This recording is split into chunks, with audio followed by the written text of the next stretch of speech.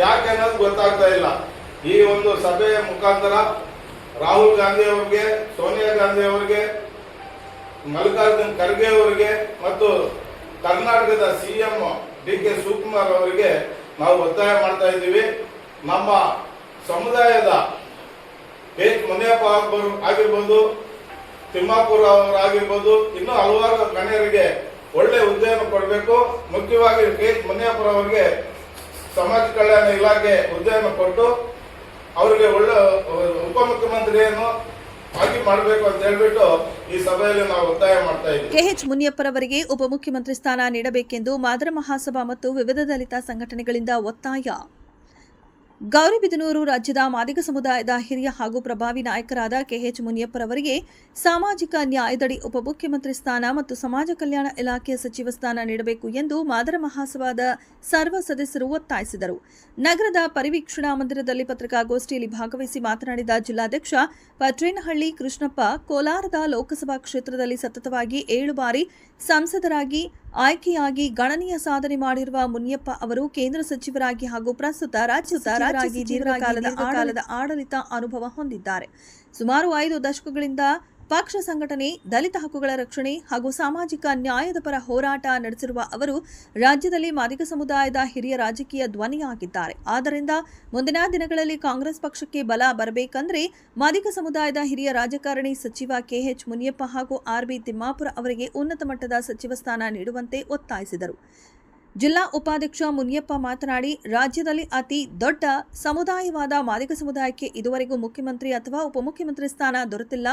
ಇದರ ಬಗ್ಗೆ ನೂತನವಾಗಿ ಆಯ್ಕೆ ಆಗಿರುವಾಗ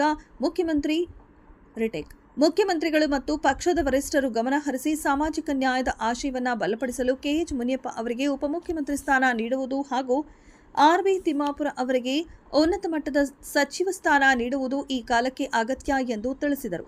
ತಾಲೂಕು ಅಧ್ಯಕ್ಷ ನಾಗಾರ್ಜುನ ಮಾತನಾಡಿ, ಕೆಎಚ್ ಮುನಿಯಪ್ಪ ಅವರು ರಾಜ್ಯದಲ್ಲಿ ಎಲ್ಲಾ ಸಮುದಾಯಗಳನ್ನು ಒಗ್ಗೂಡಿಸಿಕೊಂಡು ರಾಜಕಾರಣ ಮಾಡುವ ಶಕ್ತಿ ಇದೆ. ಆದ್ದರಿಂದ ನಮ್ಮ ಸಮುದಾಯದ ಕೆಎಚ್ ಮುನಿಯಪ್ಪ ಹಾಗೂ ಆರ್.ಬಿ. ತಿಮ್ಮಾಪುರ ಹಾಗೂ ಎಚ್ ಆಂಜನೇಯ ಅವರಿಗೆ ರಾಜ್ಯ ಸಚಿವ ಸಂಪುಟದಲ್ಲಿ ಉನ್ನತ ಸಚಿವ ಸ್ಥಾನ ನೀಡಿದರೆ ಕಾಂಗ್ರೆಸ್ ಪಕ್ಷದ ಮೇಲೆ ದಲಿತರು, ಹಿಂದುಳಿದವರು ಹಾಗೂ ಶೋಷಿತ ವರ್ಗಗಳ ವಿಶ್ವಾಸ ಮತ್ತಷ್ಟು ಗಟ್ಟಿಯಾಗಲಿದ್ದು ರಾಜ್ಯ ರಾಜಕಾರಣದಲ್ಲಿ ಪಕ್ಷದ ಬಲ ಮತ್ತಷ್ಟು ಹೆಚ್ಚಾಗುತ್ತದೆ. ಆದ್ದರಿಂದ ಸಚಿವ ಕೆಎಚ್ ಮುನಿಯಪ್ಪ ಅವರಿಗೆ ಉಪಮುಖ್ಯಮಂತ್ರಿ ಸ್ಥಾನ ಮತ್ತು ಸಮಾಜ ಕಲ್ಯಾಣ ಇಲಾಖೆ ಸಚಿವ ಸ್ಥಾನ ನೀಡಬೇಕು. ಇಲ್ಲದಿದ್ದರೆ ಮುಂಬರುವ ಎಲ್ಲ ಚುನಾವಣೆಗಳಲ್ಲಿ ಮಾದಿಗ ಸಮುದಾಯ ಕಾಂಗ್ರೆಸ್ ಪಕ್ಷಕ್ಕೆ ತಕ್ಕ ಪಾಠ ಕಲಿಸಬೇಕಾಗತ್ತೆ. ಕೆಎಚ್ ಮುನಿಯಪ್ಪ ಅವರು ಕಾಂಗ್ರೆಸ್ ಪಕ್ಷದಲ್ಲಿ ತುಂಬಾ ಅನುಭವ ಉಳ್ಳ ಹಿರಿಯ ರಾಜಕಾರಣಿ, ಎಲ್ಲಾ ಜಾತಿ ಧರ್ಮಗಳ ಬಗ್ಗೆ ಅಪಾರ ಗೌರವವನ್ನ ಉಳ್ಳವರು. ಇವರಿಗೆ ಉಪಮುಖ್ಯಮಂತ್ರಿ ಸ್ಥಾನ ಅಥವಾ ಸಮಾಜ ಕಲ್ಯಾಣ ಇಲಾಖೆಯ ಸಚಿವ ಸ್ಥಾನ ನೀಡುವ ನಿಟ್ಟಿನಲ್ಲಿ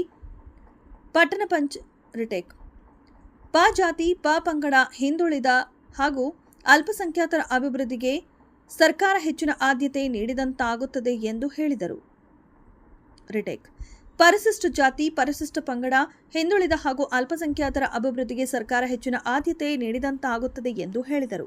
ಈ ಪತ್ರಿಕಾಗೋಷ್ಠಿಯಲ್ಲಿ ಮುಖಂಡರಾದ ಜಯರಾಮ್, ಮೈಲಾರಪ್ಪ, ವಿಎನ್ ನರಸಿಂಹಯ್ಯ, ಹುಲಿಕುಂಟೆ ಅಶ್ವತ್ಥಪ್ಪ, ರಾಜು, ಅಂಬರೀಶ್, ವೆಂಕಟೇಶ್, ವಿಶ್ವನಾಥ್, ನಾರಾಯಣಪ್ಪ, ನರಸಿಂಹಮೂರ್ತಿ, ಶಿವಶಂಕರ, ಪ್ರಸನ್ನಕುಮಾರ್ ಇನ್ನೂ ಅನೇಕ ಮುಖಂಡರು ಹಾಗೂ ಕಾರ್ಯಕರ್ತರು ಹಾಜರಿದ್ದರು.